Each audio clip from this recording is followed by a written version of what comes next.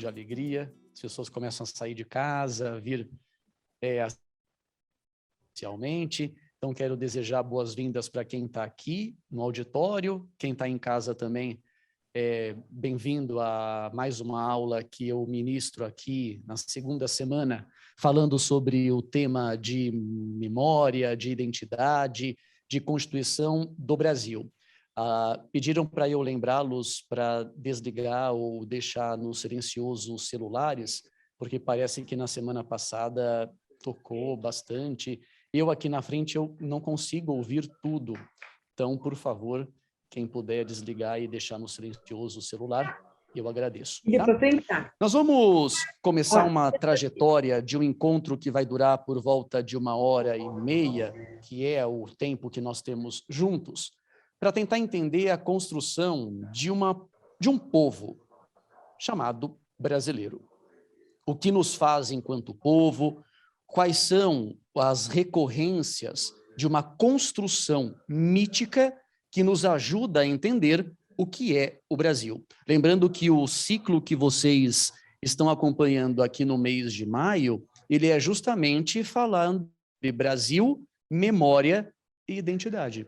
É a construção que envolve a memória, que envolve mito, que envolve escolhas realizadas ao longo do tempo.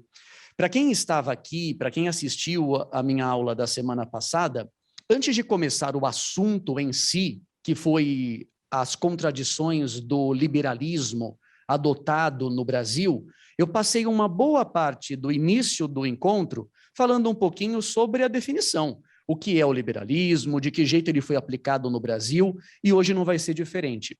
O tema que eu dei para o nosso encontro de hoje é mito e memória, a indefinição do Brasil. Ou seja, de que jeito a escolha de certos mitos, de que jeito a escolha da memória de certos acontecimentos em detrimento de outro nos ajudou a definir o Brasil ou a indefinir o Brasil enquanto país, enquanto povo, e aí nós vamos falar desde a época da colonização até a época da República Brasileira.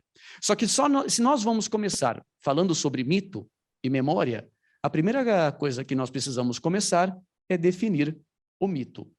E, na verdade, não se trata nem tanto de uma definição, porque eu acredito que quase 100% das pessoas que me ouvem sabem o que é um mito. Mas, na verdade, a minha preocupação é mostrar que esse mito, que vem lá da tradição grega, que vai dar origem ao sistema mitológico do mundo antigo, ele tem vários sentidos de uso. E esses sentidos foram aplicados no Brasil.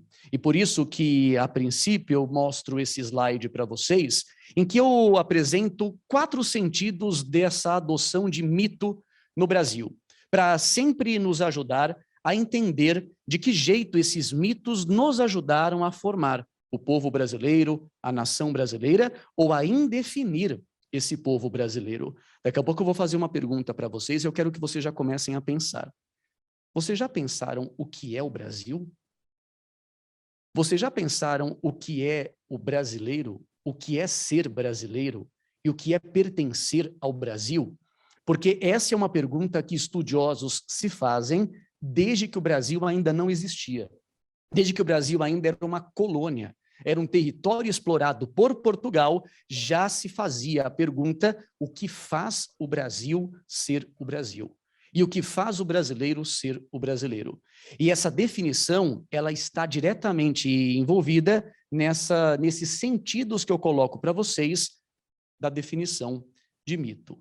É óbvio que o primeiro sentido é aquele tradicional, é aquele que vem da tradição etimológica da Grécia, porque em grego, mitos quer dizer narração, narrar alguma coisa.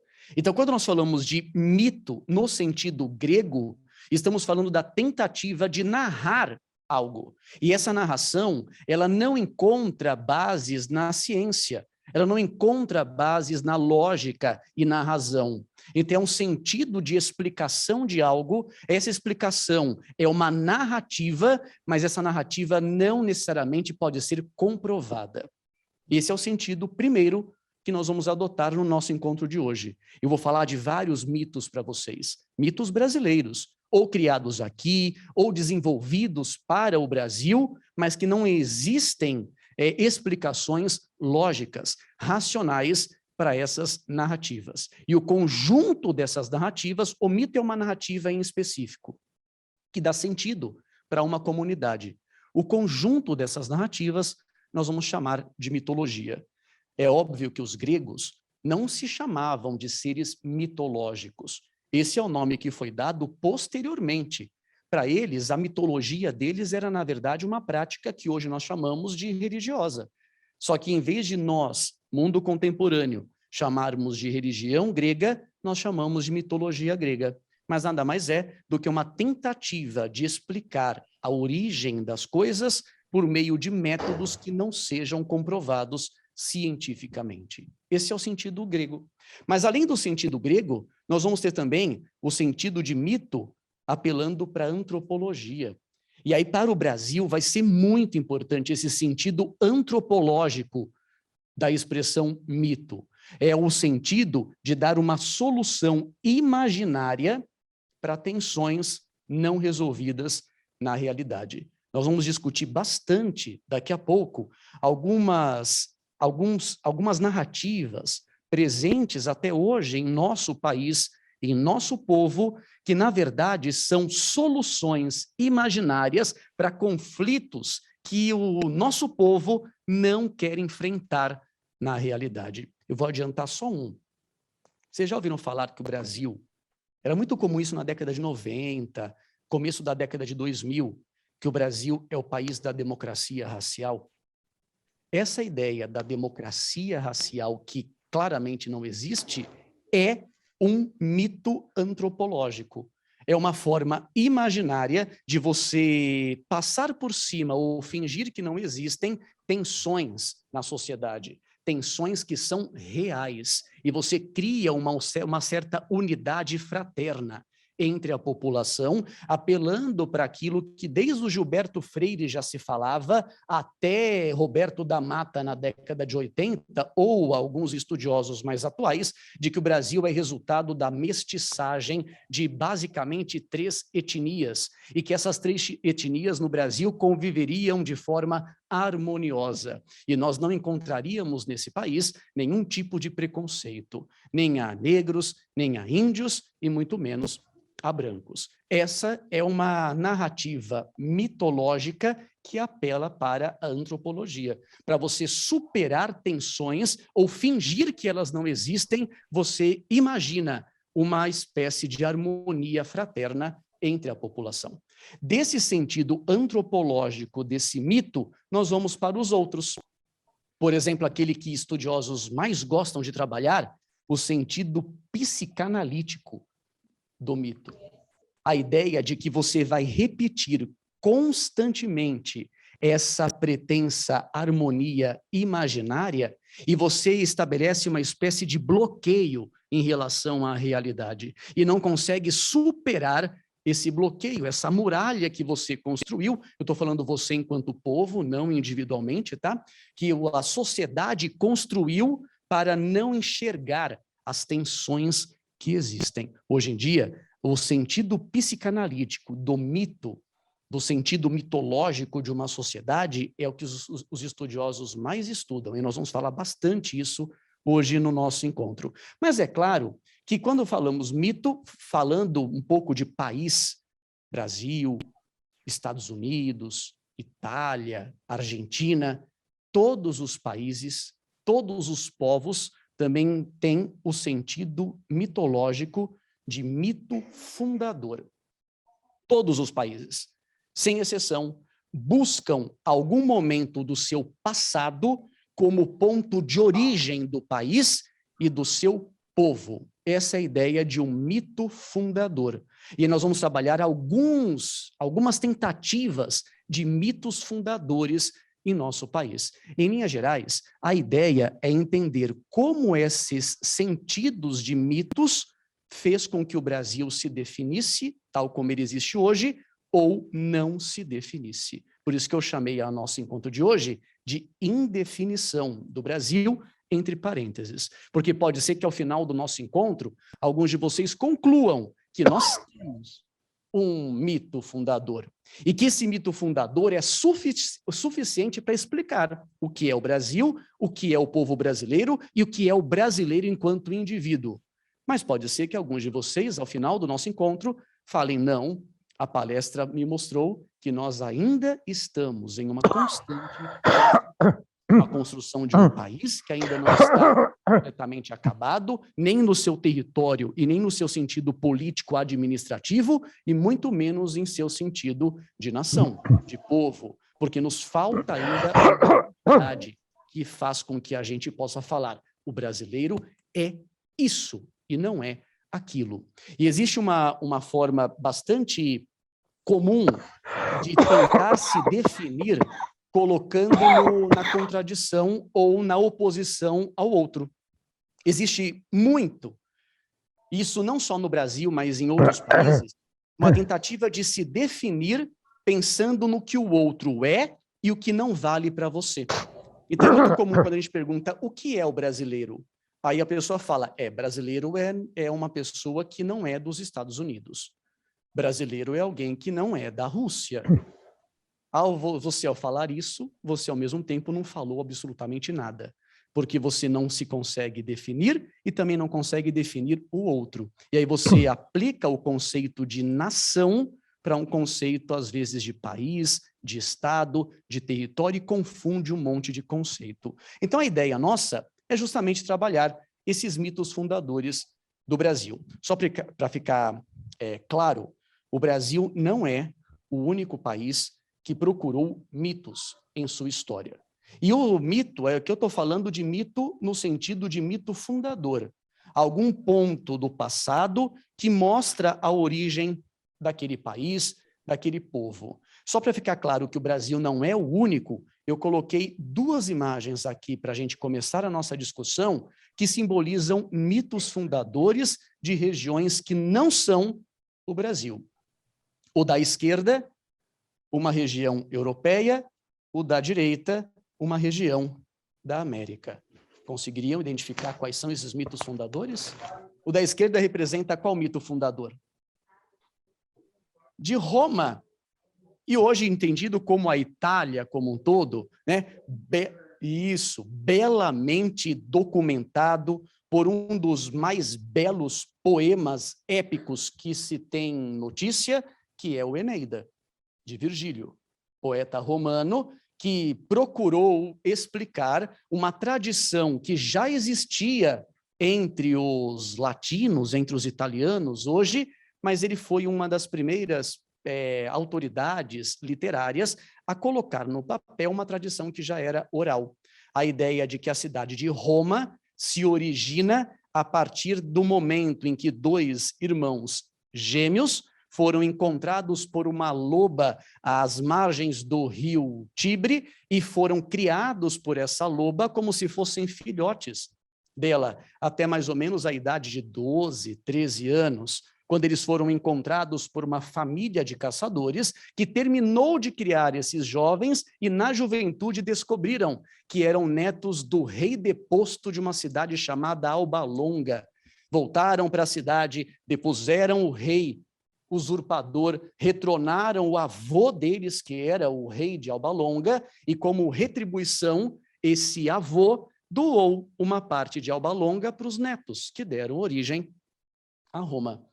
É o mito fundador. E é tão mito fundador, mas tão mito fundador, que o símbolo da cidade de Roma até hoje é a loba, amamentando duas crianças. Vocês já ouviram falar que essa história provavelmente é mentira? E o primeiro problema do mito da loba é loba em latim. Lupa. Lupa é loba em latim. Por que é um problema?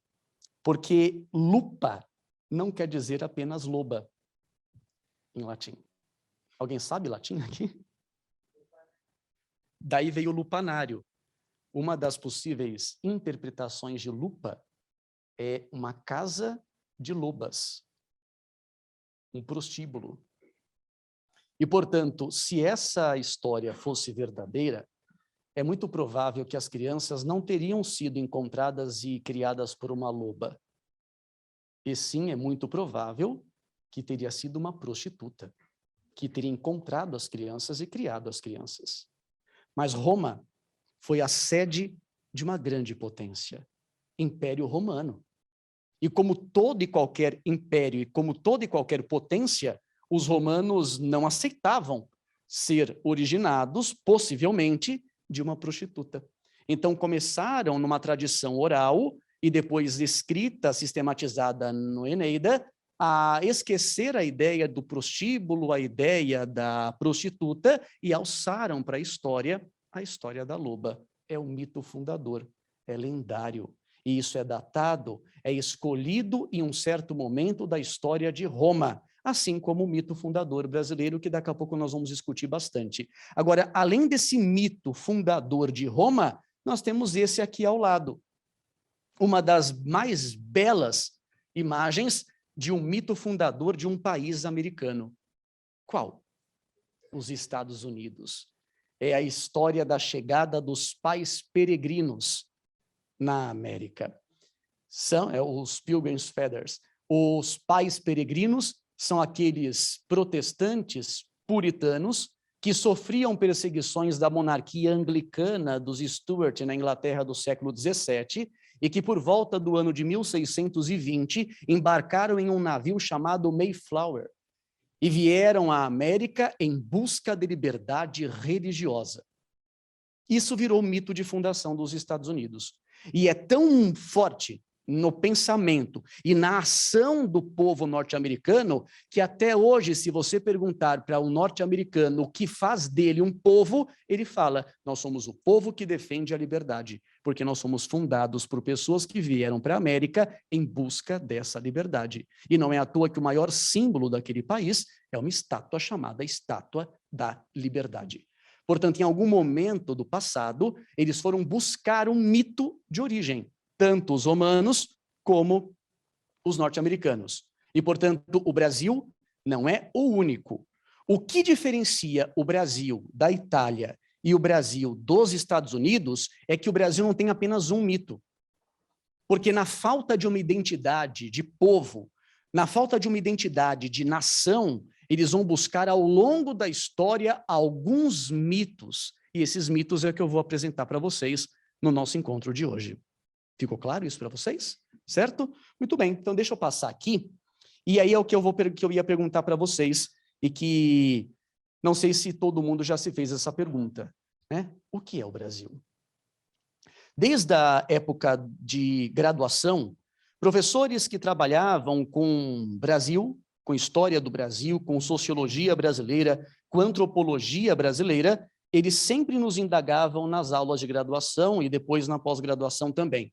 O que faz o Brasil ser um Brasil? E é óbvio que eu não vou perguntar diretamente a vocês, mas eu tenho certeza que a maioria, desde que estudava lá nos bancos escolares, depois na graduação e depois falando com seus amigos, já teve contato com essas tentativas que eu coloquei aqui, ó, de definir o que é o Brasil. E todas essas tentativas são espécies de mitos brasileiros. Por exemplo, eu tenho certeza que todos vocês já ouviram falar que o Brasil é um país abençoado por Deus e bonito por natureza. Mas que beleza! É um país que não tem furacões, que não tem terremotos, que não tem abalos sísmicos de nenhuma forma e que, portanto, Deus escolheu essa terra. E além de Deus ter escolhido, ele determinou que a terra brasileira seja uma terra fértil, em que tudo que se planta vai para frente. E, portanto, nesse pensamento, o Brasil teria uma vocação divina agrária, porque é um país abençoado por Deus. Já ouviram falar isso? É o mito fundador. E não que não seja verdade. É verdade que o Brasil não tem abalos sísmicos. Mas não porque Deus determinou, segundo os cientistas, é porque nós não estamos em fissuras das placas tectônicas. E não porque Deus determinou que as terras do Brasil sejam férteis, mas é porque nós temos uma formação geológica que propicia a condição geológica das terras quase todas do Brasil, do norte ao sul. E quando nós falamos que Deus escolheu o Brasil para ser um país abençoado, nós partimos de um pensamento maniqueísta e determinista. Porque se Deus quis, nós não podemos mudar. Daí vem a ideia de que o Brasil tem uma vocação agrária. E qualquer projeto que fira essa vocação agrária tem que ser rechaçado. É um mito. E é tão importante, mas tão importante esse mito, que deu origem a 36 anos da nossa história de um período chamado República do Café com Leite, em que qualquer proposta de intervenção que não seja agrária era rechaçada veementemente, tanto pelos latifundiários, como também pelos presidentes, porque muitos desses presidentes também eram latifundiários. Então, a primeira tentativa de definir o Brasil é que ele é um dom de Deus e da natureza. Além disso, tenho certeza que já ouviram falar que o Brasil também tem um povo pacífico, ordeiro, um povo gentil, um povo generoso, alegre e sensual, mesmo que sofredor. Em outras palavras, traduzindo para expressões que vocês já ouviram falar, o Brasil é o país do samba, do carnaval, do futebol, da mulata e é o povo que não desiste nunca. Já ouviram falar disso? É o mito do Brasil. E esse mito, ele vem desde a época da colonização e foi sendo repetido,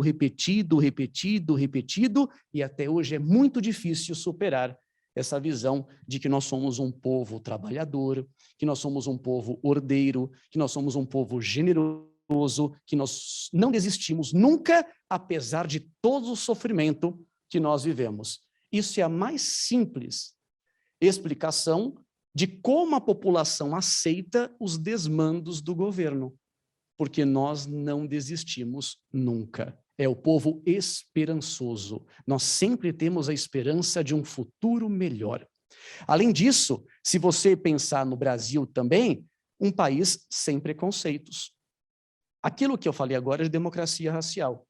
Aquele país que não encontra ou não conhece discriminação de raça, de credo, em que todas as religiões são aceitas, são respeitadas, primeiro porque nós somos um Estado laico, segundo porque nós convivemos uma tradição de formação sincrética. O sincretismo, ele é uma expressão muito questionada por historiadores, em especial historiadores de religião. Porque quando você fala que um povo, uma religião é sincrética, você dá a impressão de que existe alguma religião que não é sincrética. E todas as religiões são sincréticas, tá? Sincretismo é aquela ideia de você pegar elementos de várias religiões e juntar em uma mesma. Todas as religiões são sincréticas, não existe uma religião que seja original. Mas vamos trabalhar com o que a maioria das pessoas conhece. Se você perguntar para o brasileiro qual é a religião predominante, todo mundo vai responder, católico. Mas eu também frequento Umbanda. Eu sou católico, mas eu acredito na reencarnação, no espiritismo e assim por diante. São práticas que às vezes se confunde, porque nós somos o país que tolera essas diferenças de credo. E nós somos o país que pratica a mestiçagem como padrão fortificador da raça. Vocês já leram Euclides da Cunha? Lembra que Euclides da Cunha, lá no clássico dele, Os Sertões, quando ele está falando do sertanejo, quando ele fala daquela população que é pobre, que é miserável, que é sofredora, mas que não desiste nunca, ele usa uma expressão clássica do nosso mito enquanto povo. O Brasil, ou o sertanejo, é, antes de tudo, um forte. Porque, apesar de todas as adversidades, ele sobrevive. E vive uma vida miserável, mas continua com um sorriso no rosto. Esse é o pensamento que Euclides da Cunha sistematiza lá no finalzinho do século XIX, mas que já existe no Brasil desde que ele pensa ou se pensa enquanto povo. Além disso, nós somos um país acolhedor para todos, o que nele desejam trabalhar. E aqui só não melhora e só não progride quem não quer. Ou seja, além de ser um povo generoso, além de ser um povo que não desiste nunca, o brasileiro é trabalhador. É aquele que está disposto a praticar qualquer ato digno para conseguir uma sobrevivência digna. E ao ser um trabalho digno, ele ao mesmo tempo condena qualquer prática de ganho de dinheiro que não seja digna. Portanto, o brasileiro, enquanto povo, enquanto indivíduo, ele, nesse mito brasileiro, ele criticaria e não aceitaria corrupção de políticos. Eu acho que não existe, né? O último, e um dos mais fenomenais do Brasil, é um país de contrastes. Nós reconhecemos, nós somos um país de contrastes. A realidade que nós temos aqui no Centro-Sul não é a realidade que se encontra no Norte e Nordeste. Então, nós somos um país de contrastes regionais, destinado, por isso, à pluralidade econômica e cultural. Mas, apesar dessa pluralidade, não se impede que o Brasil pense em um futuro melhor. Porque, apesar disso, essa crença ela se completa com a suposição de que o que ainda falta ao país é um projeto de modernização. Eu tenho certeza que já ouviram que no Brasil a maior crítica que se faz aos políticos é que eles não têm projeto de governo, de país. Eles têm projeto de poder. O que falta ao nosso político, eu estou falando político no geral, tá? Não especificando. O que falta à nossa classe política é um projeto de modernização. E olha como é importante isso. Quando nós falamos que falta um projeto de modernização, tudo bem, Edgar? Nós partimos do princípio de que é possível a gente um dia encontrar esse projeto. E que esse projeto vai tornar o Brasil um país avançado, um país de ponta.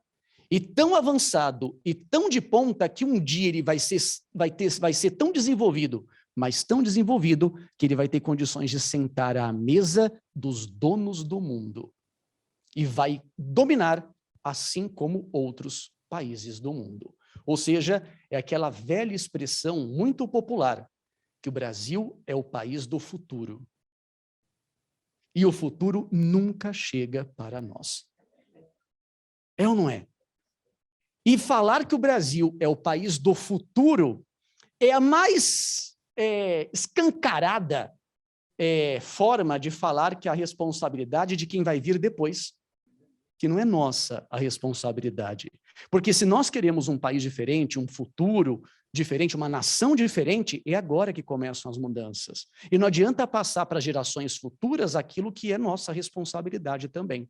Então, no sentido geral, esse é o Brasil. E aí vocês podem perguntar, mas Fábio, tudo bem, eu concordo com a grande maioria do que você está dizendo aí, que o Brasil ele foi visto como um país que é abençoado por Deus, que é um país que não encontra preconceitos, é um país de um povo generoso, de um povo batalhador, mas como que isso na prática existe? Que o país o Brasil é o país do futuro? Isso é mais na teoria ou é mais na prática? Aí existem alguns estudiosos, que eu não vou citar nomes nem livros para não estender demais a minha fala, mas quem quiser, ao final do nosso encontro, eu dou algumas indicações bibliográficas. Existem alguns estudiosos que falam o seguinte, olha, essa ideia desse pensamento do que é o Brasil, ele é importante porque ele cria no sentido, vou voltar aqui, ó, no sentido antropológico, uma imaginação do que é o Brasil, para criar uma barreira psicológica, psicanalítica, de não encontrar, de não ver o que está realmente na realidade. E eu vou dar alguns exemplos para vocês. Nós, em algum momento da nossa trajetória de cidadãos, de pessoas de formação brasileira, nós em algum momento já ouvimos alguém falando, olha, os nordestinos eles são atrasados. As mulheres, elas são naturalmente frágeis, inferiores, e precisam ser cuidadas pelos homens, que é uma sociedade patriarcal, machista. que os negros, eles são indolentes, que eles são preguiçosos, assim como os índios. Em algum momento, alguém já ouviu falar disso. Só que, ao mesmo tempo, nós nos orgulhamos de sermos brasileiros, porque somos um povo sem preconceito. Nós, em algum momento, criticamos chacinas de crianças, por exemplo, em especial crianças negras periféricas. Só que nos orgulhamos de sermos brasileiros porque nós somos um povo pacífico. Então, a contradição, ela não é só acadêmica, ela não é só teórica, ela está expressada nas práticas sociais, na construção de uma nação que tem um certo objetivo de apagar ou empurrar para baixo do tapete todos os problemas enquanto povo, enquanto nação, e tentar divulgar para o nosso próprio povo e para quem está fora do Brasil uma imagem que é imaginada, que é mítica, de um povo que é um povo que não existe. E por isso que, por exemplo, eu vou mostrar para vocês um dos mais importantes mitos. Edgar não está passando. Eu acho que deu problema.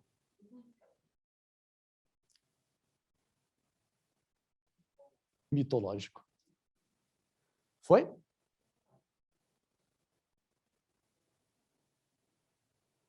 Está passando. Agora só tem uma imagem aqui que está atrapalhando, Edgar. Aí, foi. Já viram essa imagem? Ixi, agora eu vou levar pedrada. Essa imagem é uma imagem mítica. Daqui a pouco eu vou me chamar de antipatriótico, antinacionalista, mas a bandeira brasileira é uma bandeira puramente mitológica. Ela simboliza a opção pela construção de um certo povo. Primeiro motivo, quantas cores tem a bandeira do Brasil? 4, certo? O que é uma exceção. Porque no momento em que o Brasil se torna um país, lá em 1822, ao mesmo tempo que países da América estão se consolidando, Argentina, Chile, Estados Unidos, algum tempo antes, mas é no mesmo contexto, eles adotam bandeiras tricolores. O Brasil é um dos poucos países do mundo ocidental a adotar uma bandeira de 4 cores, e não uma bandeira com 3 cores. E por que isso? Porque quando esses países começam a surgir no continente americano, em especial, a grande influência pela luta da liberdade, pela luta da fraternidade, pela luta da igualdade, é o exemplo francês, é a bandeira tricolor francesa, em especial a cor vermelha. E aí, quando o Brasil vai se tornar um país, eles fizeram questão de tirar a cor vermelha e colocaram 4 cores. Claro que essa bandeira, tal como existe, ela não é da época da independência, ela é da proclamação da República, mas as cores, no geral, elas vão continuar. Desde a formação até a República, eles tiraram a cor vermelha, porque no contexto da formação desses países, o vermelho ele era símbolo de luta pela liberdade, pessoas tinham morrido defendendo as independências. E acho que vocês lembram que a nossa independência relativamente foi pacífica, assim como a nossa proclamação da República. Tivemos conflitos localizados na Bahia, por exemplo, no estado do Grão-Pará e Maranhão, por exemplo, mas não tivemos guerras prolongadas, com exceção da Bahia. O resto do Brasil aceitou pacificamente a independência e a proclamação da República. E para simbolizar essa ideia de que o Brasil é um país pacífico, eles tiraram a cor vermelha da nossa bandeira e mantiveram 2 cores que se destacam: o verde e o amarelo. Todas as vezes que eu dou aula para o pessoal da educação básica e também para a universidade, e quando eu estou falando de República Brasileira, de formação da República, eu sempre pergunto aos alunos, por que a bandeira do Brasil é verde? E por que a bandeira do Brasil é amarela?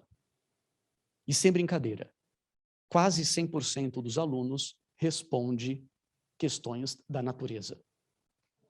A bandeira do Brasil é verde porque simboliza as matas brasileiras, E o amarelo simboliza as riquezas brasileiras da época da mineração.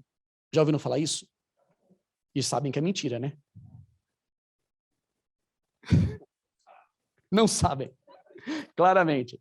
A bandeira brasileira, ela é verde, porque verde era a cor da dinastia de Bragança, a dinastia que governava o Brasil e Portugal. Exato. O amarelo, ele é a cor da dinastia de Habsburgo, que era a dinastia da imperatriz Leopoldina, que na época era a esposa de Dom Pedro I. E quando eles colocaram o verde e o amarelo em nossa bandeira, eles estavam simbolizando a união monárquica de duas grandes famílias, dando, portanto, uma projeção internacional para o Brasil, mas também dando um caráter de continuidade monárquica, vitalícia, hereditária ao Brasil, sem abalos. E, portanto, a adoção do verde e do amarelo simboliza a ideia de que o Brasil é um país pacífico, é um país de união da população, que não tem abalos, e a própria forma monárquica adotada após a independência vai simbolizar isso, a ideia de uma união que vai durar por muito tempo, porque é simbolizada por um governante que vai ficar por muito tempo no poder. E quando ele morrer, ele vai ser sucedido, inevitavelmente, por seu filho ou por sua filha mais velhos. É a ideia da continuidade brasileira. Oi? Não, a bandeira do Império é essa aqui, ó. Isso. A bandeira do Império é essa aqui, ó. Essa bandeira, na verdade, ela expressa a República Brasileira. E a única diferença que fizeram com a República na época da proclamação da bandeira foi tirar o símbolo do brasão imperial e colocaram a esfera com azul celeste e com uma faixa branca com escritos em verde, ordem e progresso. Lembram por que ordem e progresso, né? A ideia positivista e assim por diante. É o céu positivista. Na verdade, gente, a manutenção do verde e do amarelo e a manutenção da bandeira retangular com o losango que vinha desde o Império foi uma opção deliberada dos proclamadores da República. Porque a primeira tentativa de bandeira brasileira após a proclamação da República foi essa aqui, ó. Inspirada nos Estados Unidos. E quando lembra do Deodoro? Aquele que estava com febre, proclamando, nem sabia o que estava fazendo? Quando o Deodoro da Fonseca viu a bandeira que tinham proposto, que seria essa, ele falou, não, é muita mudança para o Brasil. Vamos voltar à anterior, porque eu não quero que haja muita mudança aqui. A ideia de evitar mudanças é uma ideia de que o Brasil é um país pacífico, que não vai ter abalos por muito tempo. Então, a nossa bandeira, ou essa bandeira republicana, né, ela simboliza o mito de que o Brasil é um país ordeiro, de que é um país pacífico, que é um país unido e que um dia vai alcançar a ordem e o progresso. É um mito. Esse mito, ele encontra correspondência em diversos estudos, diversos. Eu coloquei apenas 2 aqui como título de exemplo. Por exemplo, um dos antropólogos mais importantes do Brasil, que é o Roberto da Mata, que tem um livro cujo nome, o título do livro é bem interessante. O livro dele se chama O que faz o Brasil, Brasil. E vejam que o Brasil, primeiro o Brasil está com B minúsculo, e o outro está com B maiúsculo, que é uma ideia que eu terminei o encontro passado, para quem estava aqui, tentando mostrar, que a ideia do B minúsculo é a ideia da exploração do pau-brasil, de que esse território ele só existe como exploração econômica. E na época da colonização, ser brasileiro era ser comerciante de pau-brasil. Era uma profissão, era uma ocupação.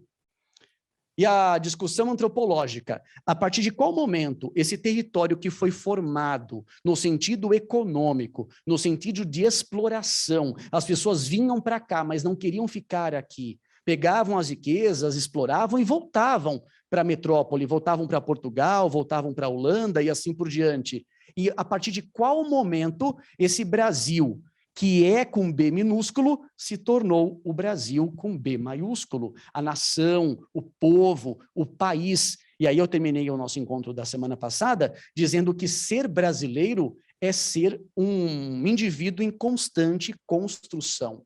Ser brasileiro é ser uma profissão. Por isso que nós não adotamos o termo gentílico que geralmente adota para quem se nasce em algum país. Nós não somos brasilienses, nós não somos brasilianos, nós somos brasileiros, porque ser brasileiro é ser uma profissão, é estar em constante ocupação e constante construção. E na época da colonização, brasiliense era aquele português radicado no Brasil e que criava descendências aqui no Brasil, e brasiliano era o nome que se dava para indígena. Então eles esqueceram a ideia de brasiliense e de brasiliano e deixaram a ideia de brasileiro e acabou ficando como nome do nosso povo. E aí o Darcy Ribeiro, pensando nesse povo, o que é esse povo, se nós temos uma identidade, se nós não temos uma identidade, ele vai escrever lá em 1995 um livro que é um clássico da sociologia chamado O Povo Brasileiro, a formação e o sentido do Brasil. São livros, são estudos que se complementam. E a base das ideias dos dois: o Brasil não tem identidade. Essa identidade, ela é construída e desconstruída constantemente. E por estar em constante construção e por estar em constante desconstrução, é que ao longo da nossa história nós tivemos diversos mitos fundadores. E aí eu vou começar a falar dos mitos e vou falar logo do primeiro, aquele que inaugurou a ideia de que o Brasil é formado por um povo pacífico, um povo gentil, um povo generoso, cuja natureza é abençoada por Deus.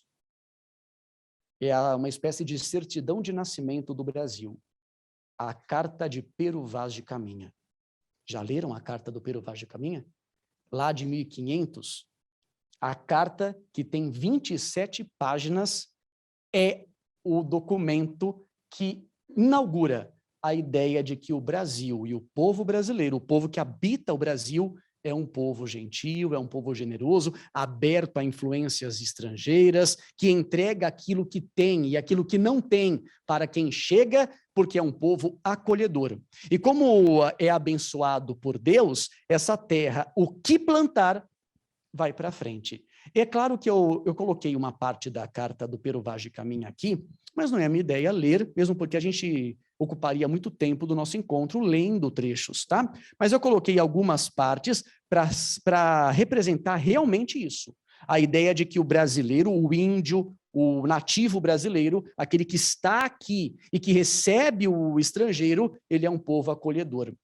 Os indígenas que tiveram contato com os portugueses receberam tão bem os portugueses, mas tão bem que teriam entregue aos portugueses comida e compartilhado alimentos com eles. O Caminha faz isso lá na carta. Ele fala, olha, os indígenas os receberam, os indígenas, ou os nativos, na verdade ele chama, os nativos, eles entregaram para nós produtos que eles tinham em abundância.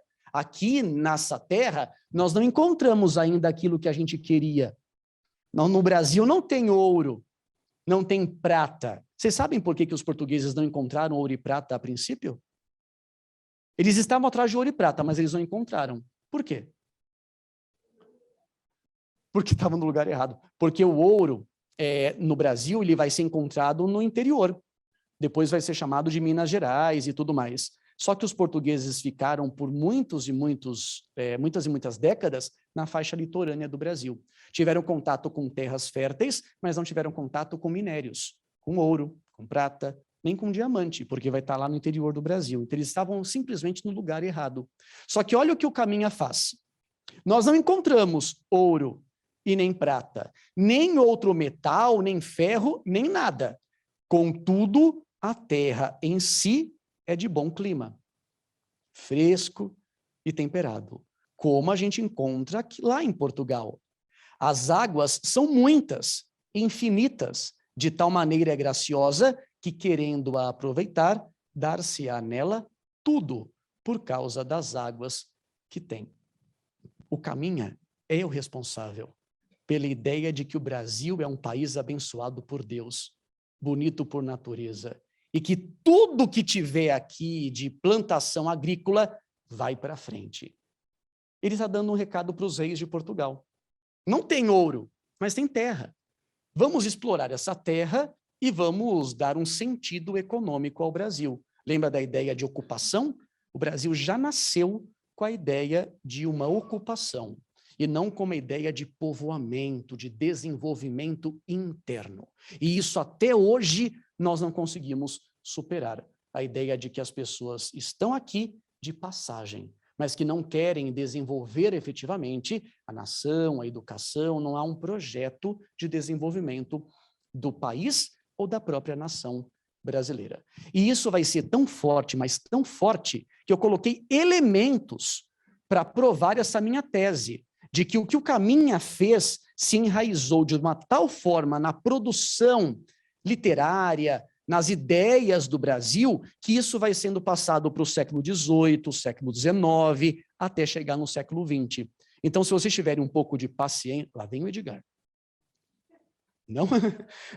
Se vocês tiverem um pouco de paciência, eu coloquei algumas expressões aqui, algumas produções, sempre na ideia de que o Brasil é um país que Deus escolheu, que Deus abençoou. Por exemplo, 1730, tido como o primeiro historiador brasileiro nascido no Brasil, um homem chamado Sebastião da Rocha Pita, que tem um clássico escrito sobre a história do que era a América Portuguesa, chamado justamente História da América Portuguesa, porque o Brasil ainda era uma colônia. Então, olha o trecho, não vou ler tudo, mas tem alguns trechos que são importantes para a formação desse país, tá? Por exemplo, em nenhuma outra região se mostra o céu mais sereno, nem madrugada mais bela a aurora, nem madruga mais bela a aurora.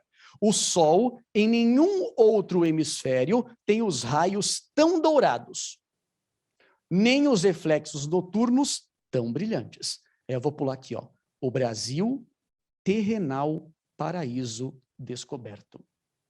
A ideia de que o Brasil é o paraíso que estava perdido e que foi descoberto. Eu não sei quantos de vocês conhecem autores brasileiros, mas tem um clássico livro do Sérgio Buarque de Holanda, em que ele trabalha justamente a ideia de que o Brasil e a América foram vistos pelos descobridores, pelos navegadores que chegaram aqui, como o Jardim do Éden, como o paraíso.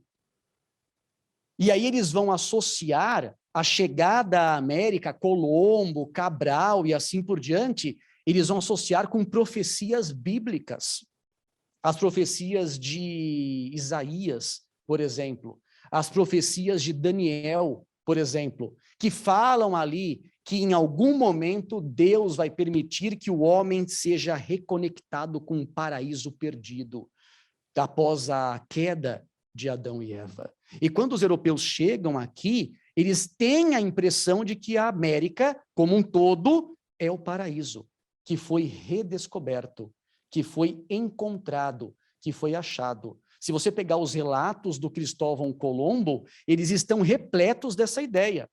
Deus colocou as terras aqui em abundância, terras férteis, para nós superarmos os nossos problemas que passamos na Europa. O que o Rocha Pita está fazendo no século XVIII, o Cabral tinha feito lá atrás, o Caminha tinha feito lá atrás, o Colombo tinha feito lá atrás. A ideia de que a América, como um todo, ela é o paraíso redescoberto. E por ser um paraíso redescoberto, está pronto para ser reabitado, assim como o Jardim do Éden. Isso é no século XVIII.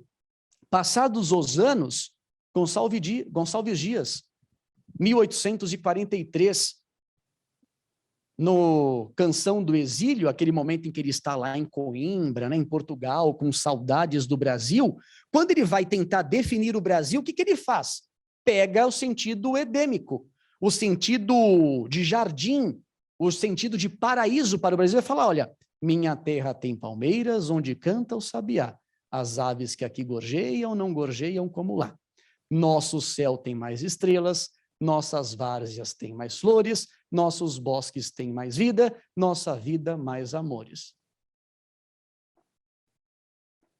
Ele pegou, aliás, um trecho do hino, né? e colocou no poema dele. Além do Gonçalves Dias, vamos avançar um pouco, século XX. Olavo Bilac. Não vou ler todo ele, tá? Mas o Olavo Bilac, aquele parnasiano, aquele rebuscado, ele também vai escrever sobre essa ideia de que o país Brasil é o país da natureza, da abundância. E ele fala lá, ó, ama com fé e orgulho a terra em que nasceste. Criança, não verás nenhum país como este. Olha que céu, que mar, que rios, que floresta, até coloca ponto de exclamação. A natureza aqui, perpetuamente em festa, é um seio de mãe a transbordar carinhos. Vê que vida há no chão, vê que vida há nos ninhos. Olavo Bilac, estamos já no século XX.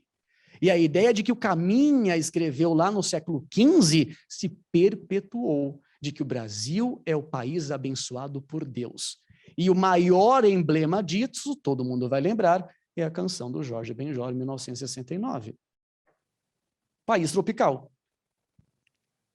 Moro num país tropical, abençoado por Deus e bonito por natureza. Em fevereiro tem carnaval.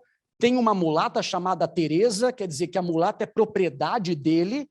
É a ideia de que o Brasil é formado como um país tropical e as pessoas que estão aqui servem a outras pessoas necessariamente. É a ideia enraizada, concretizada, de que o mito brasileiro é o mito de um país abençoado por Deus. E aí eu estou falando do país como um todo, tá? Até então é só o país. Vamos entrar nas pessoas. Porque uma das dificuldades de definir o Brasil é porque nós não temos uma identidade, seja uma identidade coletiva, seja uma identidade individual. E aí, nessa falta de identidade, procurou-se, em algum momento da nossa história, alguma personagem que pudesse representar o que é o brasileiro. E isso é datado, tá, pessoal? É a partir de mais ou menos a proclamação da República. Quando a República foi proclamada, precisavam primeiro legitimar a República, porque a República não tinha raízes populares. A República foi desenvolvida, ela foi defendida, ela foi proclamada sem a participação do povo, que, como eu falei na semana passada, o povo do Brasil assistiu bestializado à proclamação da República. Então, precisava legitimar essa República. E a legitimação foi feita buscando heróis para o Brasil. Primeira tentativa desses proclamadores da República. Vamos fazer alguém que participou da proclamação como herói. Por exemplo, Deodoro da Fonseca. Por exemplo, Floriano Peixoto. Por exemplo, Quintino Bocaiúva. Por exemplo, Benjamin Constant. Uma vez eu estava dando aula de formação mitológica do Brasil e eu mostrei imagens para os alunos que estavam assistindo dessas pessoas, do Quintino Bocaiúva, do Benjamin Constant. Aí uma aluna levantou a mão na hora e falou, mas também com essas caras aí ninguém podia ser herói, né? Olha as caras das pessoas aqui, ó. Olha o Quintino Bocaiúva. Não inspira confiança para que as pessoas olhem e falem, nossa, esse homem é o herói do Brasil. Olha o Benjamin Constant. Ele parece um estrangeiro, nem brasileiro ele parece. Aliás, o nome é estrangeiro, filósofo francês. Nem o Deodoro e nem o Floriano Peixoto. As pessoas, na época, criticavam muito o Floriano Peixoto, não pelo rosto dele em si, mas por uma marca que ele tinha no rosto que parecia que tomava o rosto todo. Uma verruga que ele tinha no queixo. E as críticas, as charges que faziam a ele, sempre colocavam essa verruga como tomando o rosto dele todo. Então havia uma grande dificuldade na busca desses heróis míticos brasileiros. Quem participou da proclamação da República não podia ser herói, não tinha apelo popular. Então, se eles não têm apelo popular e não podem ser, vamos buscar no passado. Então, esses proclamadores da República foram vasculhar, e literalmente vasculhar, nos documentos, nos textos, algum evento do passado brasileiro que tivesse alguma liderança que poderia ser representante como herói brasileiro. E encontraram alguns movimentos lá do século XVIII, os primeiros movimentos que defendiam uma república no Brasil. E foram dois. 2. A Inconfidência Mineira é um deles. A outra é a Conjuração Baiana. Já ouviram falar da Conjuração Baiana? Do ponto de vista histórico, do ponto de vista de exigências de mudanças, a Conjuração Baiana foi muito mais profunda do que a Inconfidência Mineira. E elas aconteceram no espaço de 9 anos cada uma, tá? A Inconfidência Mineira foi em 1789, a Conjuração Baiana foi em 1798. 9 anos de diferença. A Baiana defendia a proclamação do Brasil como república, manter unido, fazer uma revolução no Brasil, do sentido social. Então, pegar as camadas sociais que estavam abaixo, elevar essas camadas e colocá-las no poder. Já a Inconfidência Mineira, ela defendia a independência de apenas uma parte do Brasil, Minas Gerais e Rio de Janeiro. E nem chegaram a propor uma república para essa região. E eles mantiveram, ou queriam manter a sociedade tal como ela existia, no domínio das elites agrárias, mineradoras, sem profundas mudanças. Então, se fosse para resgatar na memória da República algum herói, e se fosse condizente com a defesa da República, eles deveriam ter alçado para a história a Conjuração Baiana, e não a Inconfidência Mineira. Mas foi uma opção mítica dos proclamadores da República esquecerem a Conjuração Baiana e alçarem para a história a Inconfidência Mineira. E tornaram a única pessoa morta na Inconfidência Mineira o grande herói da República Brasileira. E tornaram o dia em que ele morreu um feriado nacional. Agora, eu duvido que alguém aqui dessa sala saiba o dia e o mês da Conjuração Baiana. Porque não é feriado nem na Bahia. Ela passou por um esquecimento histórico, a Conjuração Baiana, porque era um movimento popular. Já que a nossa república foi um movimento elitista, não podemos deixar uma revolução popular como uma revolução exemplar para o Brasil. Então esqueceram a Conjuração Baiana, alçaram a Mineira, porque foi um movimento elitista, e tornaram o tal do Tiradentes o grande herói. E quando a República foi proclamada, e nos anos seguintes, o herói Tiradentes, ele foi inclusive reanalisado pela história da arte. Ele foi reabilitado pelos pintores, pelos artistas brasileiros. Como assim reabilitado? Quando havia o Império e no imediato proclamação da República, os historiadores da arte, os pintores, os artistas, eles simplesmente pintavam Tiradentes na forca, ou morto, ou esquartejado, porque estávamos no Império. Passados os anos da República, os artistas foram resgatar a visão do Tiradentes como um grande herói da República. E esse herói da República não pode ser representado esquartejado, morto. Então ele vai ser reabilitado, e essas imagens é que predominaram na visão que nós temos sobre o Tiradentes. A pessoa altiva, aquele que olha para o horizonte como se ele enxergasse mais que a população, ele está enxergando além do povo brasileiro. Muito diferente daquela visão que o Pedro Américo tinha feito logo no imediato proclamação da República, do Tiradentes esquartejado. Eu não estou trabalhando, pessoal, a qualidade da obra. Eu não estou negando a qualidade da obra. Eu estou dando um sentido histórico para a produção. Conseguem compreender? Porque se vocês olharem a produção do Pedro Américo do Tiradentes, é genial. E é tão genial, mas tão genial, que ele pega a ideia já construída desde antes de que Tiradentes era muito parecido com Jesus. E você sabe que não era isso, né? Tiradentes, ele morreu sem cabelo, por exemplo. Não podia ser enforcado cabeludo, barbudo, não tinha como. Ele era uma pessoa de uma coloração, de tonalidade de pele um pouco mais escura do que ele era representado na história dos artistas brasileiros. Mas o Pedro Américo foi de tão genialidade, mas tão genialidade, que ele retratou o local onde o Tiradentes foi enforcado como se fosse um altar. Colocou a cabeça do Tiradentes ao lado de uma cruz, como se o Tiradentes tivesse morrido defendendo o ideal, assim como Jesus morreu defendendo o ideal. E quando ele colocou o corpo do Tiradentes disposto, se vocês fizerem um exercício de imaginação, a perna, o braço e o corpo formam o mapa do Brasil. É como se esse homem teria morrido defendendo a unidade brasileira. Ele morreu defendendo a República, a nação, a unidade brasileira, o que é uma invenção. É um mito brasileiro. Porque o Tiradentes nem se tem prova de que ele era republicano. Porque a própria Inconfidência Mineira não chegou a escrever claramente qual seria a forma de governo que eles adotariam quando Minas Gerais e o Rio de Janeiro ficassem independentes. É uma construção, é um mito fundador do Brasil. Fica claro isso para vocês? Sim ou não? Perfeito?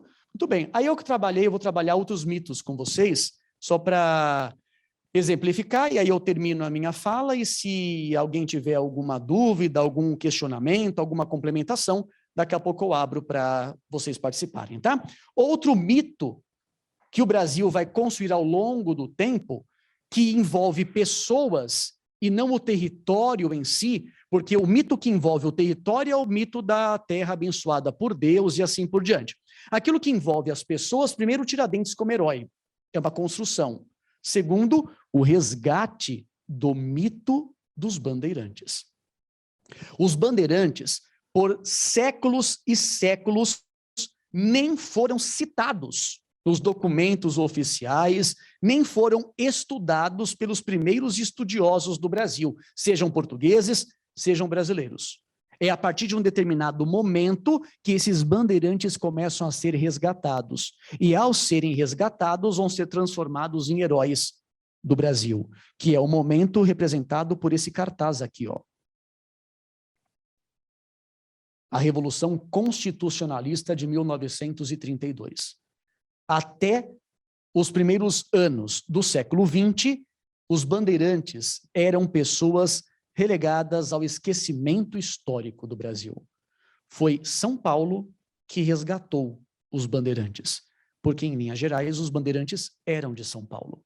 E para justificar uma luta contra a ditadura varguista, cartazes de propaganda e comícios e propagandas de todos os sentidos fizeram o enaltecimento da figura do bandeirante tal como ficou enraizado em nossa memória. Aquele homem desbravador, aquele homem destemido, que ficava meses e meses nas matas brasileiras e que foi responsável por expandir o território brasileiro, transformando o Brasil no que ele é hoje, esse país de grandeza continental. Aqueles homens que foram ao interior do Brasil e ao vasculharem, ao pesquisarem e ir atrás de riquezas, foram eles que encontraram o ouro no interior do Brasil, lá em Minas Gerais. E de fato isso aconteceu. Mas a construção desse mito, ela, de propósito, lembra da construção imaginada, ela esquece que os bandeirantes não estavam apenas atrás de ouro, eles estavam atrás de indígenas, para escravizar. No momento em que a coroa portuguesa proibia a escravização indígena, por influência da igreja. Mas mesmo assim, bandeirantes foram para o interior e foram em busca de escravos indígenas. E por que isso? Porque ao mesmo tempo que os bandeirantes eles começam a adentrar ao interior do Brasil, atrás de indígenas para escravizar, é o momento que faltam africanos no Brasil. Porque é o momento em que os holandeses invadiram Angola e Moçambique. E, portanto, para o Brasil, só vinham escravizados africanos para o Brasil holandês, o Nordeste. No resto do Brasil começou a faltar escravo.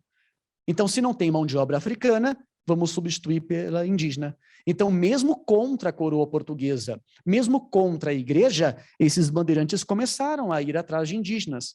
E eles sabiam que onde tinha jesuíta, tinha indígena. Porque a função dos jesuítas aqui era catequizar os indígenas, proteger nas reduções, nas missões, invadiam as missões, matavam os padres, pegavam os indígenas e vendiam como escravos. Tanto que boa parte dos bandeirantes foi excomungado pela igreja na época, porque eles combatiam os próprios padres. Isso no norte do Brasil, na região amazônica, mas também no que hoje é o sul do Brasil, na colônia de Sacramento, que foi invadida pelos bandeirantes. Os jesuítas foram mortos ali, os indígenas foram escravizados ali no sul do Brasil também, porque a região que mais tinha redução jesuítica era o norte e era o sul do Brasil. Aí nessa construção teve um problema. No resgate dos bandeirantes, não havia nenhum texto falando de como eram os bandeirantes. Tanto a fisionomia como a roupa que eles usavam. Então, nesse resgate havia um problema. Como é que nós vamos retratar os bandeirantes se não há nenhum relato que fala como eles eram? Então, os artistas que começaram a fazer, por exemplo, o Benedito Calixto, quando ele vai tentar resgatar a figura do bandeirante, mesmo antes da Revolução Constitucionalista, a única referência que eles tinham eram soldados europeus. Então, eles pegaram roupas, vestimentas, atitudes, formas de se posicionar de reis e soldados europeus e adaptaram para o Brasil. Quando o Benedito... Já viram essa imagem do Domingos Jorge Velho lá no Museu do Ipiranga? Quando o Benedito Calixto vai retratar o Domingos Jorge Velho, o Domingos Jorge Velho foi o bandeirante que destruiu o Quilombo dos Palmares, no século XVII. Quando ele foi retratar o Domingos Jorge Velho, sem nenhuma referência, ele pegou um quadro que representava Luís XIV.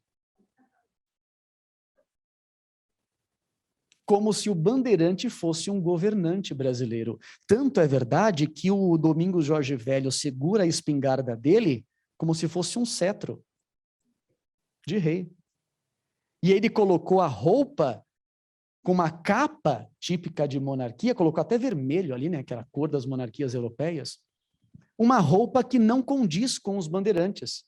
Bandeirantes eram pessoas que não eram tão ricas assim. Roupa com tanto tecido assim no Brasil era muito caro na época. Esses homens usavam retalhos. Esses homens não usavam botas. Eles iam descalços pelo interior do Brasil. E essa é uma construção mítica brasileira. Tanto que há muita contestação a obras que foram feitas em São Paulo. Tem gente que defende a destruição de monumentos, tem gente que defende a ressignificação desses monumentos. Toda vez que a gente fala de Bandeirantes, sempre tem pergunta: Fabio, qual é a sua opinião? Você acha que a estátua do Borba Gato, que é errada historicamente, precisa ser destruída? Porque o Borba Gato matou indígenas. Você acha que o monumento às bandeiras, também conhecido como empurra-empurra, precisa ser destruído? Eu, como historiador, vou falar: não, jamais. Você não pode apagar a história, você pode ressignificar a história. E como você vai ressignificar a história, por exemplo? Construindo uma estátua ao lado gigante de um indígena, por exemplo. Mas você não vai destruir, porque destruir não ressignifica a história. Você, pelo contrário, você pode fazer o mito aumentar, porque você está combatendo uma construção histórica feita ao longo do tempo. É um mito brasileiro. Outro mito brasileiro, pessoal. O mito da independência do Brasil. É um mito até bonitinho, né? Mas é um mito. A ideia de que Dom Pedro I fez a independência montada em um cavalo, com uma comitiva gigantesca, com roupas militares. Essas roupas são do exército napoleônico, vocês sabem disso. A inspiração do Pedro Américo foi inspiração das tropas napoleônicas quando ele fez o quadro, porque ele pintou o quadro na Europa, quando ele estava estudando em Paris, encomendado pelo filho do Dom Pedro I, o Dom Pedro II, que ainda era imperador do Brasil, tá? Esse quadro, ele tenta trazer a história mítica de que a independência do Brasil foi uma independência heróica. E nós sabemos que não foi heróica coisa nenhuma. Que Dom Pedro I não estava montado em um cavalo, que se tivesse algum animal era um burro que ele estava, que ele não estava com roupas militares, porque no momento da... eu vou ferir coraçõezinhos que defendem, que gostam de Dom Pedro I. O Dom Pedro I, ele tinha ido a Santos visitar a sua amante. E ele tinha ficado alguns dias ali. E num momento de tensões muito grandes, às vésperas da independência do Brasil. E aí, no retorno, voltando para São Paulo, ele se empanturrou de comer um prato que ele gostava muito e que a Marquesa de Santos tinha mandado fazer para ele, feijoada. Pegou o burrinho dele e começou a subir a Serra do Mar.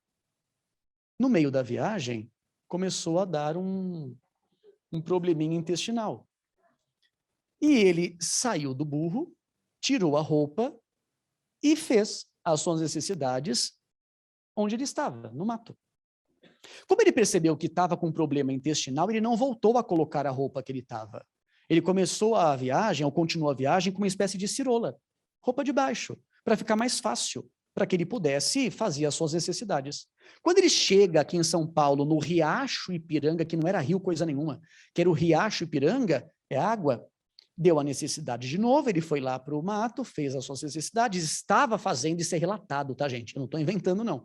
O Dom Pedro I estava lá fazendo as suas necessidades, quando chegam cartas de José Bonifácio e da Leopoldina, falando, olha, ou você faz a independência, ou o Brasil vai ser recolonizado.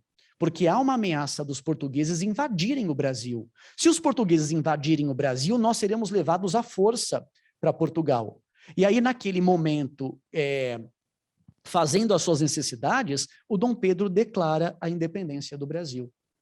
E de nada de heróico teve isso. Mas é claro que um artista não poderia colocar isso num quadro. Que Dom Pedro estava fazendo suas necessidades, que não fez a independência, gritando independência ou morte, que não tinha espada, coisa nenhuma. Né? Isso é relatado. É tão relatado, mas tão relatado, que o Laurentino Gomes retomou isso quando ele fez lá o 1822. Ele fala extensamente no livro dele sobre essa condição que o Dom Pedro I estava. E o quadro, ele é um quadro construído, de fato, mas ele dá um elemento que é verdadeiro. Percebam que aqui ao lado esquerdo, claramente,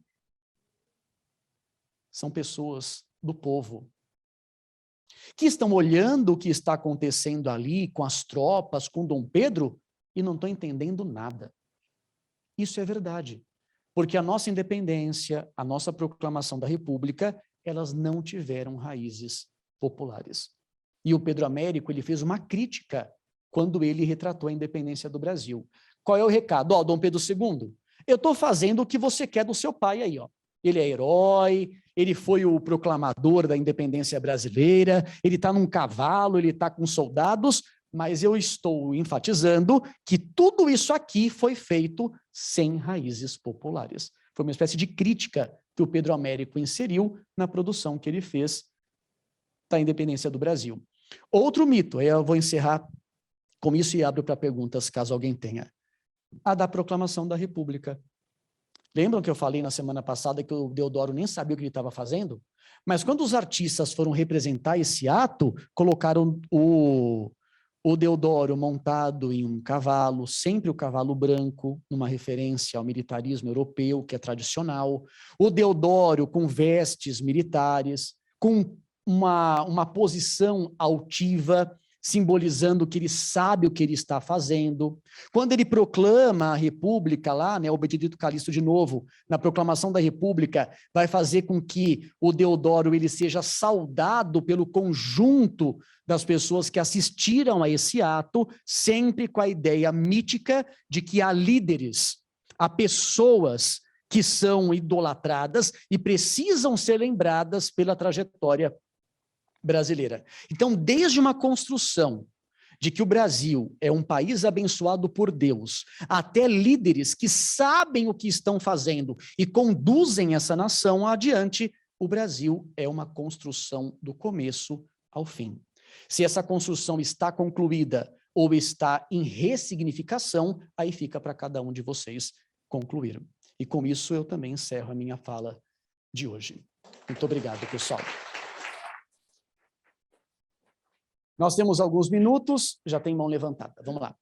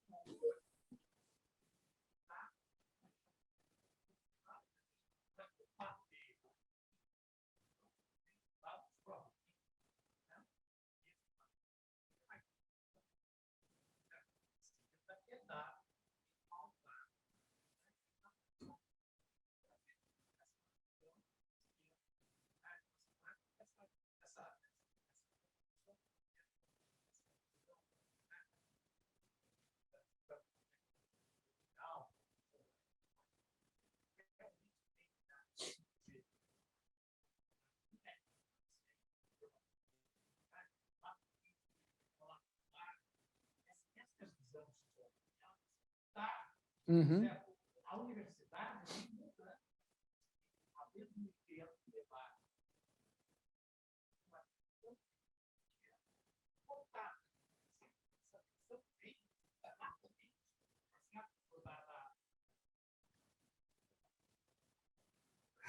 Pode falar.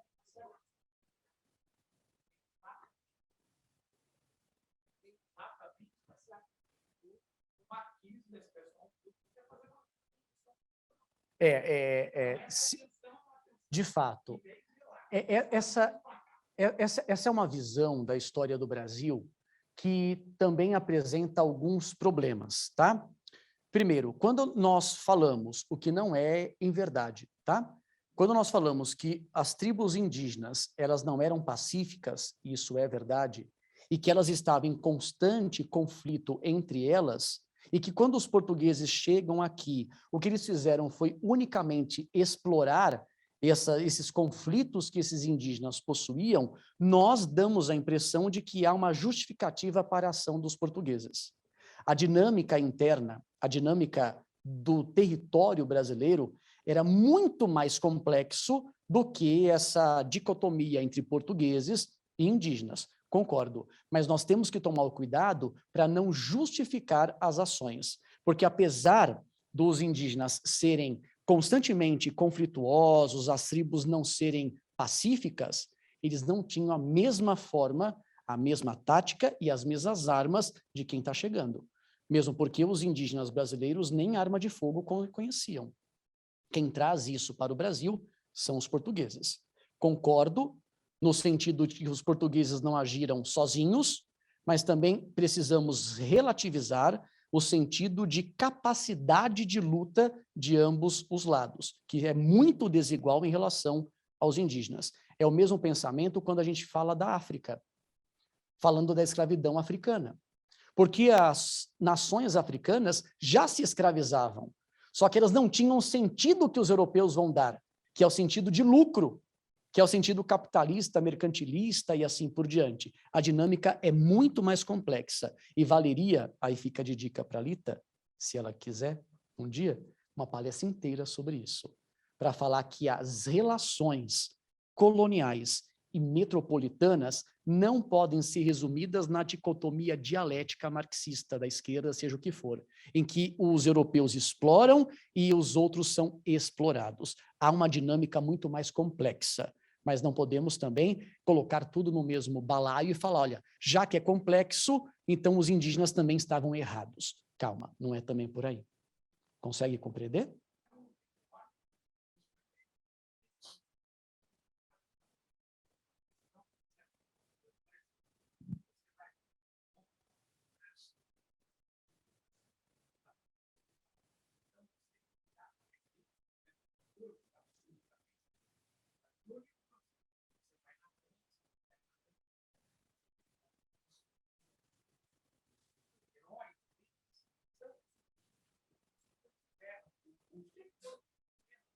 Isso. Sim, heróico.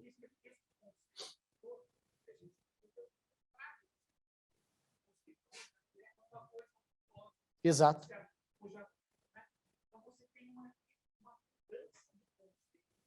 Isso.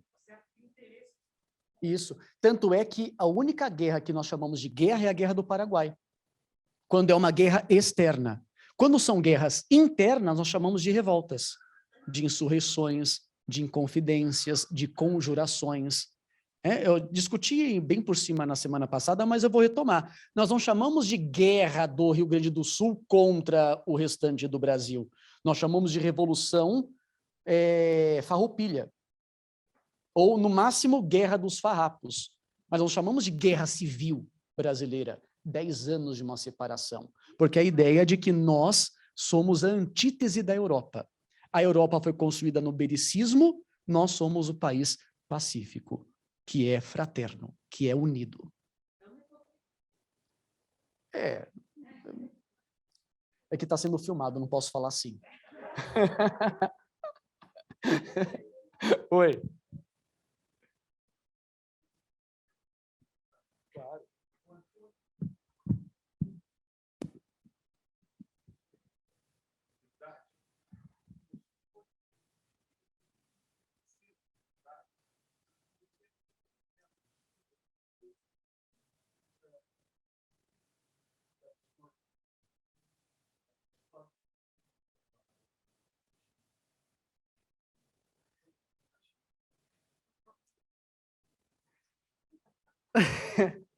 é que se é mito, não é verdade.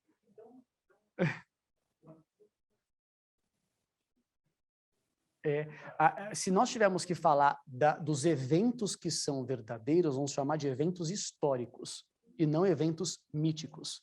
E não no sentido de verdade ou mentira, mas no sentido de mais verossímil e menos verossímil. Porque a história, enquanto ciência, enquanto disciplina acadêmica, não trabalha com a ideia de verdade e nem com a ideia de mentira. Mas também não quer dizer que seja verdade. É saída de historiador. Nunca pode se afirmar nada na história. Pode ser verdade, mas também pode ser mentira. Enquanto não for comprovado, ficamos em cima do muro. Essa é a ideia. Agora, de fato, o Duque de Caxias, ele é tido como um herói brasileiro, patrono do Exército do Brasil, que teve relevante participação em eventos essenciais. Foram as ações do Duque de Caxias, que na época era Barão de Caxias, que foram essenciais para manter o Brasil unificado, por exemplo. Quando ele vai no período regencial, ele vai reprimir a cabanagem no norte do Brasil. Foi sob a liderança do Caxias que a revolta gaúcha, a Revolução Farroupilha, terminou com um grande acordo.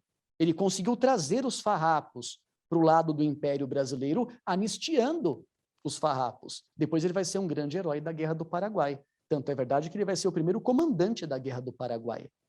Mas essa construção mítica não cabe às ações do Caxias, porque as ações do Caxias são verdadeiras, e o mito, ou verossímeis. E o mito, ele parte do princípio de que se não pode ser comprovado como verdade, também não pode ser comprovado como inverdade. Certo?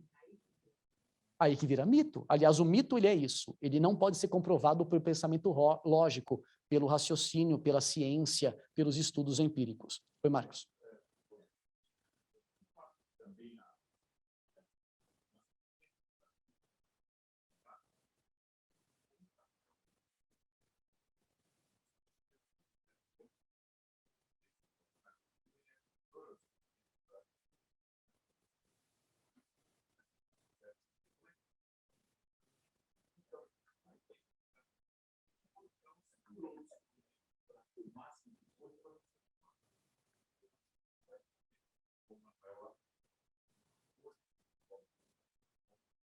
Ou a gente vai perder. O primeiro europeu que esteve no Brasil foi o Vicente Pinson. Nem o Caramuru foi. Foi o Vicente Pinson, era um dos comandantes da esquadra de Cristóvão Colombo. Tanto é verdade que isso é amplamente documentado, tá? Pelos historiadores e tudo, especialistas em grandes navegações. Tanto é verdade que o maior exemplo não foi a assinatura do Tratado de Tordesilhas, porque o Tratado de Tordesilhas foi assinado em 1494. E o Cabral vai chegar no Brasil em 1500, 6 anos depois. Só que um ano antes, o Papa Borgia, Alexandre VI, tinha tentado dividir essas terras. E essa tentativa não foi aceita por Portugal. Foi um acordo chamado Bula Intercoetera. Já ouviram falar? De 1493. Mas para a esquerda. O que o Tordesilhas fez foi deslocar ainda mais. A Bula Intercoetera pegava Cabo Verde. Vocês têm um tempinho para eu poder explicar? Pegava o arquipélago de Cabo Verde, que é o ponto de referência, e traçava uma linha imaginária a 100 léguas oeste de Cabo Verde. Todas as terras que estiverem nessa faixa de 100 léguas, a serem descobertas, seriam de Portugal. O restante seria da Espanha. Essa é a Bula Intercoetera. E a Espanha estava numa expectativa danada para que os portugueses aceitassem. Porque um ano antes, em 92, o Colombo aqui tinha descoberto tudo. E, portanto, tudo pertencia à Espanha. Portugal não tinha direito a nada. Mesmo assim, o Papa espanhol, Alexandre VI, deu 100 léguas de um território que Portugal não tem direito. Então, havia uma expectativa que os portugueses aceitassem. Porque 100 léguas é melhor que nada. Mas, contrariando as expectativas, o rei Dom Manuel negou a Bula Intercoetera. E no ano seguinte, em 1494, ele impôs o Tratado de Tordesilhas, que em vez de falar de 100 léguas, falava de 370 léguas a oeste de Cabo Verde, que aí pegaria uma parte do Brasil. Então, Marcos, qual é uma das maiores indícios de que Portugal já sabia ou desconfiava, pelo menos? Se não soubesse de nada, teria aceitado as 100 léguas. O fato de ter imposto 370 é porque já desconfiavam. E a função do Cabral, 6 anos depois, era comprovar se realmente havia terra a 370 léguas de Cabo Verde. Tanto é verdade que o Cabral chega aqui, reza a primeira missa e não fica aqui. Ele foi para o destino dele, que eram as Índias. Ele chega nas Índias, toma posse de Calicut e volta para Portugal. Esse foi o trajeto do Cabral. Ele atravessa o Atlântico, vem para o Brasil, Porto Seguro, Santa Cruz Cabralha, reza a primeira missa, toma posse do Brasil, segue viagem, vai para Calicut, toma posse de Calicut e organiza o Império Marítimo Português. Tanto é verdade que essa chegada do Cabral no Brasil, relatada pelo Pero Vaz de Caminha na carta dele, foi lida pelo Dom Manuel, que determinou que esse documento de achamento do Brasil, na época não se chamou de descoberta, chamou de achamento, e hoje em dia tem sido resgatado esse nome, o documento de achamento do Brasil foi trancado em um cofre na Torre do Tombo e foi esquecida da história. Sabe em que momento essa carta foi resgatada? No século XVIII. Só no século XVIII é que o diretor do arquivo do Tombo, mexendo lá nos documentos, encontrou a carta de Pero Vaz de Caminha. E esse diretor da Torre do Tombo tinha familiares no Brasil. Então ele fez uma cópia dessa carta, e quando a família real portuguesa fugiu para o Brasil, o diretor da Torre do Tombo veio com a família real e trouxe a cópia da carta para o Brasil. Chegando no Brasil, ela foi copiada mais uma vez e difundida a partir do século XVIII. Essa é a trajetória da nossa descoberta, do nosso achamento. Certo? Você tinha levantado a mão?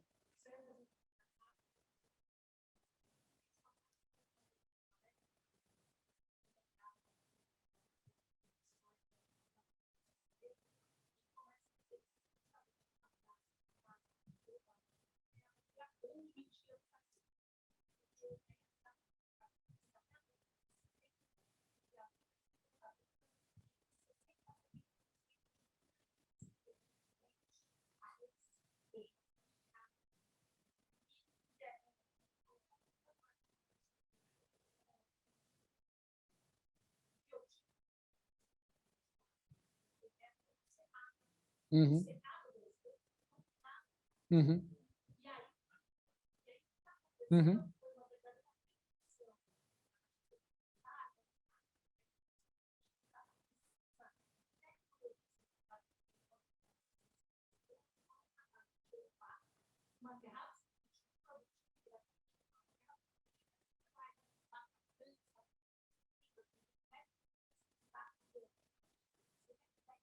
Uhum.